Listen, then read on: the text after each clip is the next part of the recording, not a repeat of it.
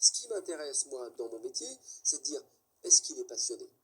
Moi, dès qu'un gamin me dit, alors je vais avoir un CAP de cuisinier, je dis, on s'en fout du CAP. C'est un morceau de papier, ça ne veut pas dire employabilité. Pourquoi tu veux être cuisinier? J'aimerais être un cuisinier connu.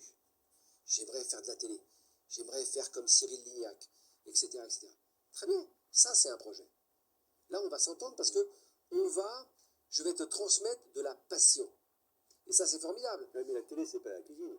La télé n'est pas la cuisine, certes, mais peu importe le modèle, le rôle modèle qui va être choisi par ce jeune homme ou cette jeune fille, mais c'est de dire, moi, ce que je veux savoir, c'est si tu as de la passion pour ce que tu fais ou pas. Même si ce n'est pas une passion durable, mais c'est sur la passion. Oui, ah oui, d'accord, je comprends. Ça peut être très bien, j'ai envie que les gens demandent durable une fois que j'ai préparé un plat. Exactement.